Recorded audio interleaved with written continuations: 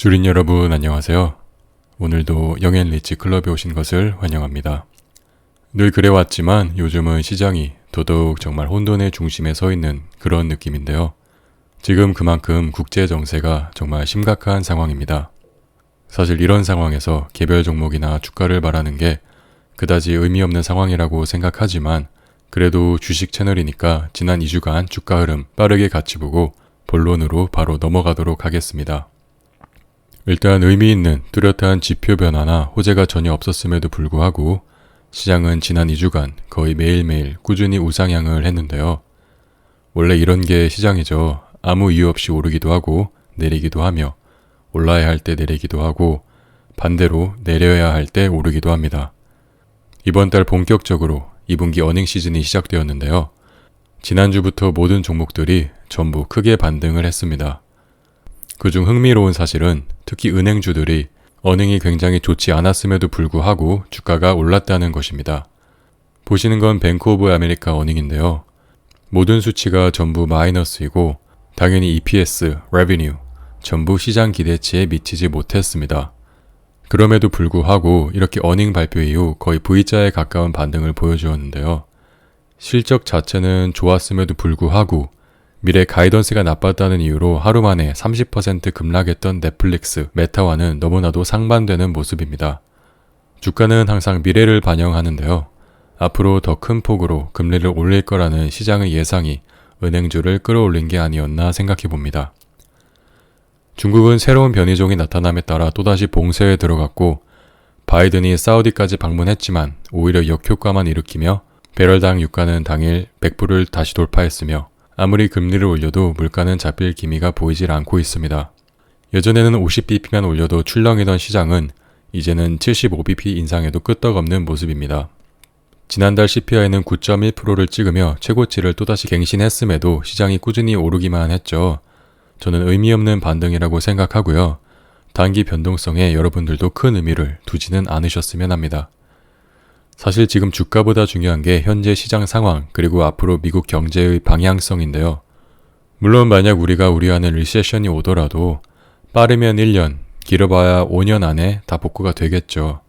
그리고 미국의 100년간의 시장이 늘 보여주었듯이 5년이고 10년이고 들고 있으면 무조건 우상향한다는 건 여러분도 잘 알고 있습니다. 하지만 말이 10년이지 굉장히 긴 시간이고요.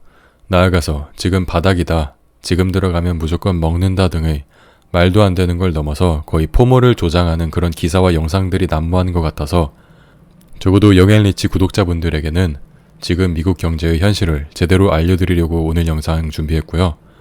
바로 같이 보겠습니다. 일단 여러분들도 잘 아시겠지만 지금 물가는 매우 심각한 상황입니다.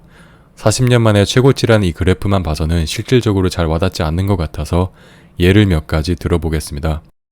구독자 여러분들은 잘 아시겠지만 저는 원래 미국에 살다가 한국에 딱 6개월 정도 와 있었고 한 달 전에 다시 미국에 돌아왔는데요.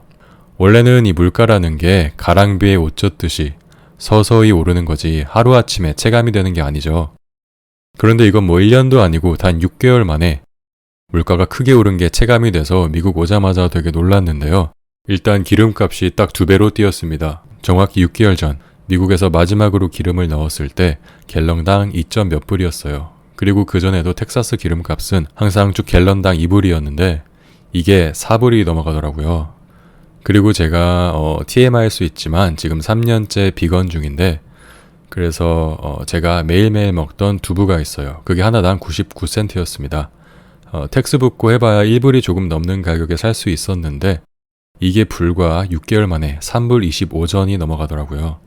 3배가 넘게 올랐는데요. 그래봤자 2불 차이, 2-3천원 가지고 왜 그래 하실 수 있는데 그게 아니라 증가폭을 봐야 합니다.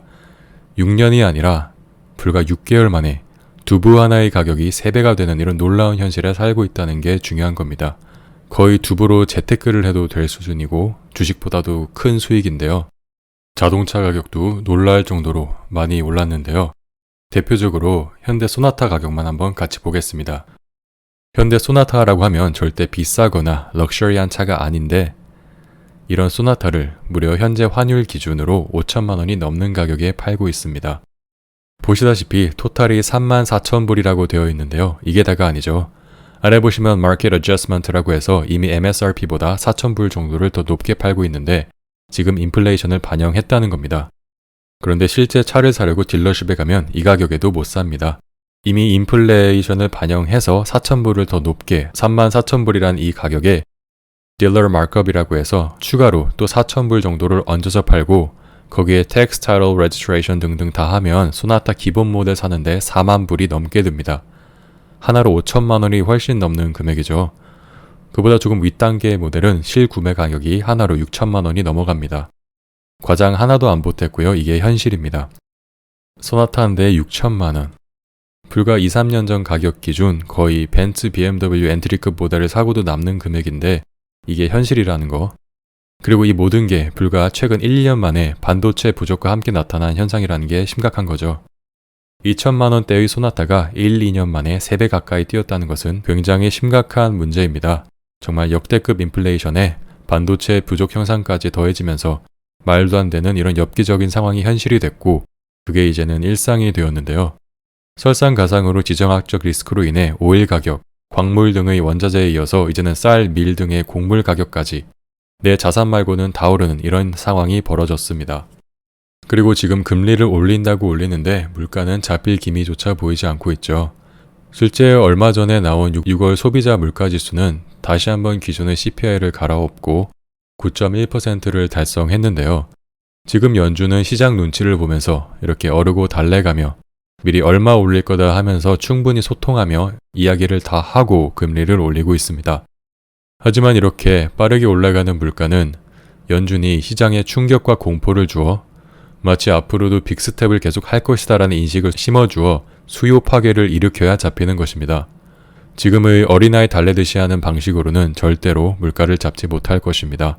기름값 정도야 외교적으로 어느 정도 가격의 정상화를 할 수도 있겠지만 말처럼 쉬운 게 아니고 실제로 얼마 전에 사우디를 방문한 바이든이 말실수를 해서 오히려 역효과만 일으키고 배럴당 유가는 수요일날 다시 100불을 돌파하기도 했는데요.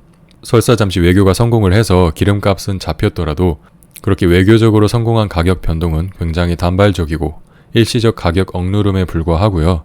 실제로 가장 중요한 코어 CPI, 즉 음식과 기름값을 제외한 소비자 물가 지수에도 전혀 상관이 없는 부분입니다.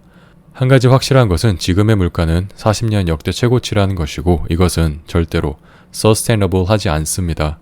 물가가 높아진다는 건 다시 말하면 그 나라의 화폐의 가치가 떨어진다는 것을 의미합니다. 그래서 물가 상승은 단순히 가격이 높아져서 소비가 둔해지고 경기가 침체되는 걸 넘어서 한 나라의 흥망성쇠와도 밀접한 관계가 있는 매우 중요한 부분인데 왜 이렇게까지 물가 상승이 왔을까요? 네, 간단합니다. 이 모든 현상의 시발점은 바로 2년 전에 발생했던 코로나 때문이었습니다. 좀 더 정확히 말하면 정부의 안일한 대책 때문이었는데요. 코로나는 철저히 공급 측면에 영향을 미치는 문제였습니다. 자, 코로나가 팬데믹화되면서 어떻게 됐죠? 많은 사람들이 일자리를 잃었고 감원되지 않은 사람들마저 건강상의 이유로 회사를 떠났고 공장들은 중단되었습니다. 다시 말해 공급 측의 주체들은 예전만큼 물건을 만들거나 서비스를 제공할 수 없었고 살 수 있는 물건이 급격하게 줄어들에 따라 수요 공급 법칙에 의해 가격이 확 뛰기 시작했습니다. 이때 연준이 했어야 할 일은 유동성을 낮춰서 즉 현금을 흡수하여 수요를 줄어들게 했어야 합니다. 그치만 연준은 어떻게 했죠? 그와 정반대로 가뜩이나 코로나로 인해 공급이 메말라 있는 시장에 막대한 양의 돈을 풀었고 공급이 없는데 수요가 많아진 결과 2년이 흐른 오는 날 40년 만에 최대 물가 상승률이라는 결과를 낳았습니다. 지금 물가 상승률이 얼마나 높은 거냐면 현재 기준금리의 4배가 넘어가는 상승률입니다. 기준금리는 열심히 올린다고 올렸는데 지금 기준금리가 2%도 채 안 되는 게 현실이지만 만약에 은행 이자가 5%라고 가정해 보겠습니다. 은행에 가만히 돈을 넣어두면 연간 5% 이자가 붙는데 여러분이라면 은행에 예금을 하실 건가요? 물가 상승률이 9%에 달하고 또 내년에는 물건값이 얼마나 오를지도 모르는데 차라리 저렴할 때 어떤 것이든 물건을 사는 게 더 이득이겠죠. 지금 9%의 CPI가 계속된다는 가정하에 같은 돈으로 물건을 사면 내년에 9%의 수익이 발생한다는 뜻이니까요. 영상 초반에 제가 농담식으로 두부 재테크를 이야기했는데 이게 바로 그런 원리입니다. 그래서 인플레가 오면 마트 등에서 싸제기가 발생하곤 하는데요. 물론 이때 사재기를 하는 건 실제로 높은 물가를 이용해서 재테크를 하려는 목적보다는 살 수 있을 때 하나라도 더 저렴하게 사려고 하는 게 목적이지만 어찌되었건 가뜩이나 얼어붙은 공급에 수요가 폭증함에 따라 가격은 더 높게 올라가는 악순환이 반복되게 됩니다. 그래서 이 인플레를 잡으려면 적어도 현재 물가지수, 즉 CPI보다는 금리가 높아져야 하는데 지금 아직도 1%대 기준금리에서 빅스텝이니 자이언트 스텝이니 하는데 사실 파월의 귀여운 재롱잔치로밖에 보이질 않고요. 지금 시장도 어느 정도 그걸 예상하고 있는 겁니다. 실제로 물가도 전혀 잡히지 않고 있고 주식시장은 오히려 오르고 있다는 게 분명한 반증이기도 합니다. 참 우픈 현실입니다. 1980년대 폴 볼커 의장은 물가를 잡기 위해 금리를 18%까지 과감하게 올렸는데 시장은 파월이 그런 인물이 못 된다는 걸 알고 있는 것 같습니다. 폴 볼커는 실제로 키가 2m가 넘는 거구인데도 불구하고 연준 의장 자리에 있는 내내 신변의 위협을 느껴 권총을 항상 차고 다녔다고 합니다.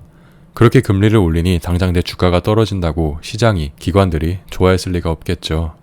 과연 파월이 이렇게 할 수 있을지는 모르겠지만 우리가 몸을 아프면 약을 먹어야 합니다. 근데 약으로도 안 되면 어떻게 하죠? 수술을 해야 합니다. 물론 그 통증은 어마어마하겠지만 그렇다고 방치하면 생명까지 위협이 될 수 있기 때문에 수술이 꼭 필요하다면 미루지 말고 해야 합니다. 파월도 연준 의장으로서 더 이상 눈치 게임할 게 아니라 시장에 충격을 줄 수 있는 금리 인상을 빠르게 해야 한다고 생각을 하고요. 그렇게 해야 결국 나라도 경제도 그리고 기업과 우리 주식들도 다시 정상화가 되어 반등을 하더라도 의미 있는 찐 반등을 기대해 볼 수 있을 것입니다. 하지만 이렇게 생각하시는 분들도 분명히 계실 겁니다. 이제 고물가가 뉴 노멀이 되어 높은 물가에 다들 적응해서 살아가게 되지 않겠냐. 혹은 지금 실업률을 봐라. 사람들이 없어서 못 뽑는데 이것보다 더 경쟁력이 탄탄하다는 지표가 어디 있겠느냐. 하지만 이건 일단 그냥 물가가 아니죠. 40년 만에 가장 높은 물가 상승률이고 소나타가 6천만 원인 이런 현상은 절대 서스테이너블 하지 못하고 뉴노멀이 될 수 없습니다. 과거에 우리는 물가 상승에 항상 적응하며 살아왔습니다. 가랑비에 옷 젖듯 물가는 항상 조금씩 상승해왔고 기업이 소비자 가격을 올리는 것만 봤지 내리는 것은 못 봤다라는 말도 누구나 쉽게 합니다. 보시는 그래프는 지난 20년간 미국 가정의 평균 소득인데요. 빨간색 그래프는 평균 연봉이고 파란색 그래프는 인플레이션이 적용된 연봉입니다. 보시다시피 4만 불이었던 미국 평균 연봉은 꾸준히 우상향해서 현재 6만 불이 넘어가고 있지만 인플레이션, 즉 물가 상승을 감안한 연봉은 거의 일정한 것을 볼 수 있습니다. 연봉이 올랐어도 실제 바잉 파워는 똑같거나 일정하다는 것인데요. 이 그래프에서 볼 수 있듯이 우리는 이미 평생을 물가 상승에 적응하며 살아왔지만 지금 인플레이션은 어떻죠? 9%가 넘어가는 40년 만에 역대 최고치이고 만약 이 그래프가 20년도에 끝난 게 아니라 22년 지금까지 그려졌다면 인플레이션이 감안된 연봉은 오히려 꽤나 많이 꺾였을 것입니다. 당연히 연봉은 이렇게 빠르게 올라갈 수 없으니 가계의 소득은 적어지고 디플레이션까지 올지도 모르는 심각한 상황입니다. 실업률에 대해서는 이미 지난 영상에서 자세히 다룬 적이 있습니다. 물가와는 반대로 40년 역대 최저인데요. 완전 고용에 가깝고 사람이 없어서 못 뽑고 있습니다. 그런데 이렇게 높은 인플레이션 상황에서 낮은 실업률은 오히려 독이 된다고 말씀을 드렸는데요. 영상 한번 다시 같이 보겠습니다. 고용시장이 튼튼해서 침체는 오지 않는다고 했는데 여기에는 함정이 있습니다. 높은 인플레이션과 함께 실업률이 낮아진다는 건 다르게 해석하면 경제가 대단히 과열되어 있다고 볼 수 있습니다. 역사적으로도 인플레이션이 높아질 때마다 항상 경기 침체가 왔었고요. 또 실업률이 4%보다 낮아지게 되면 높은 확률로 경기 침체가 왔었는데요. 실업률이 낮다는 건 추가로 고용 가능한 인력이 부족하다는 것이고 여기서 중요한 건 인력 고용이 어려우면 그만큼 돈을 더 주고 사람을 뽑을 수밖에 없고 연봉을 많이 주면 줄수록 사람들은 돈이 많아져서 제품과 서비스를 더 많이 사용할 것이고 그러면 기업은 공급을 더하기 위해 추가 고용을 더 많이 해야 하는데요. 이 사이클이 반복이 되어 인플레이션이 걷잡을 수 없게 높아지게 됩니다. 그래서 완전 고용은 그 자체만으로는 경기가 좋아 보일 수 있으나 높은 인플레이션의 상황에서는 오히려 인플레이션을 가속화시킬 수 있다는 겁니다. 그러니까 지금 이제 와서 이 심각한 물가를 잡기 위해 금리를 올리는 거고요. 지금이라도 어떻게든 금리 인상으로 시장 붕괴 없이 연착륙시키려고 노력하고 있는데 저는 금리를 진작 더 큰 폭으로 올렸어야 된다고 생각을 하는데 여러분은 어떻게 생각하시나요? 네, 보셨다시피 경제 전망은 좋지 않은데도 불구하고 물가와 금리는 점점 더 오르고 기업은 완전 고용에 가까운 지금 상황은 물가와 마찬가지로 절대 서스테이너블하지 않습니다. 이를 증명이라도 하듯 실제로 기업들이 얼마 전부터 드디어 대대적인 감원에 들어가기 시작했습니다. 테슬라는 진작에 10% 감원한다고 발표를 했고 실제로 얼마 전에 직원 200명을 해고했는데요. 코인베이스, 넷플릭스 등등의 여러 회사들이 감원에 이어 오퍼레터까지 거두어들이는 슬픈 상황까지 발생하였고 최근에는 미국 전체 시총 1위 기업인 애플까지도 더 이상 인력을 증원하지 않겠다, 스pen딩도 줄이겠다고 발표를 하였습니다. 그동안 기업의 매출과 이익, 고용이 계속 증가하는 데 가장 크게 공헌한 건 정부가 퍼부은 막대한 양의 달러 때문이었는데요. 드디어 GDP는 추세가 바뀌어 처음으로 감소하였고 이대로라면 앞으로 GDP는 더 크게 꺾일 것입니다. 2년 전에 찍어낸 달러의 후폭풍이 이제서야 물가 상승이란 형태로 나타났습니다. 그동안 무슨 약에 취한 사람들처럼 기업도 시장도 심지어 연준까지도 가자를 외치며 달려왔던 것 같은데요. 과연 정말로 몰랐던 걸까요? 매번 인플레는 오지 않는다, 오더라도 transitory, 즉 일시적일 것이다 라는 말로 시장을 달래던 파월도 최근에는 스탠스를 완전히 바꾸어 리세션이 올 수도 있다고까지 말하고 있습니다. But do you agree with the perspective that if interest rates go too high, too fast, it could drive us into a recession? It's certainly a possibility. 2년 전 코로나 때 양적 완화가 인플레이션에 영향을 미치기까지 2년이란 시간이 걸렸는데 이제 막 꺾이기 시작한 GDP 그리고 대감원의 사태가 미국 경제에 그리고 주가에 언제 얼마나 크게 반영될지는 모르겠지만 분명한 건 언젠가 후폭풍은 반드시 온다는 겁니다. 우리는 그동안 수많은 위기를 겪었습니다. 대공황, 버블, 전쟁. 그리고 그때마다 연준은 매번 똑같은 행동을 했습니다. 2000년도 닷컴 버블 때, 08년도 서브프라임 모기지 때도 항상 돈을 풀어 위기를 모면했고 그때마다 사람들은 박수를 쳤지만 지금은 상황이 조금 다릅니다. 2020년도에 코로나 때 뿌린 달러는 08년도 때 신용불량자들에게 무작위를 대출을 해주어서 서브프라임 모기지를 발생시켰던 돈보다도 훨씬 많은 양이고 부채 한도까지 늘려가며 돈을 뿌렸는데 이제는 연준이 뿌린 이 방대한 양의 유동성을 축소할 때입니다. 하락장이 오면 펀더멘탈이 약한 것부터 거품이 빠지기 시작합니다. 코인이 가장 먼저 붕괴했고 주식은 20% 가까이 빠지고 있는 상황이고 아직 시작은 안 했지만 부동산마저 셀러스 마켓에서 바이어스 마켓으로 변하는 지표들이 하나씩 보이기 시작하고 있습니다. 물론 정말로 우려하는 대공황이 온다고 단정 지을 수는 없습니다. 하지만 지금 상황이 꽤나 심각하다는 거, 적어도 지금 이 바닥이니 풀매수를 해야 한다느니 이런 말도 안 되는 기사나 영상들을 보시고 혹시나 몰빵하고 비투했다가 오히려 더 낭패 보실까봐 팩트를 있는 그대로 전달해 드리고 싶었고요. 만약 대공황이 오더라도 영상에서 말하듯이 제 스탠스는 늘 동일합니다. 빠지면 빠질수록 좋은 주식을, 좋은 부동산을 더 싸게 거품 없이 살 수 있는 건데 오히려 땡큐라는 거죠. 모든 것은 정반합입니다. 너무 행복회로 돌리는 것 같은 이야기도, 너무 암울하기만 한 이야기도 적당히 취합해서 각자 현명하게 대응하는 게 최고의 방법인 것 같습니다. 영상이 되게 길었는데요. 중요한 만큼 짧게 요약해서 다시 한번 정리해 드리겠습니다. 지금 물가는 말이 안 되고 그전과는 다르게 절대 서스테너블하지 않습니다. 그리고 이렇게 된 이유는 코로나 이후의 역대급 양적 완화 때문입니다. 가뜩이나 팬데믹으로 공급이 말라붙었는데 현금을 뿌려서 소비, 즉 수요를 폭증시켰죠. 그래서 지금 40년 만에 최고 인플레이션이 왔고 만약 정말 대공황이 온다면 여지껏 보지 못한 대공황이 올 거라는 거. 실제로 코로나 때 뿌린 돈은 신용불량자들에게 대출해준 돈보다 훨씬 많고 매번 불경기 때 양적 완화로 해결을 했는데 지금은 오히려 현금을 거두어들이고 있습니다. 여러분은 미래가 어떻게 될 것 같나요? 당장 내일, 다음 달 주가는 오를 수도 내릴 수도 있는데 이것은 단기 변동성에 불과합니다. 다시 한번 강조하지만 만약 대공황이 오더라도 짧으면 1년, 길어봐야 5년 내로 반등을 하겠지만 지나고 나서 반등하고 나서 봐라 반등하지 않았느냐라는 말은 아무나 할 수 있는 거죠.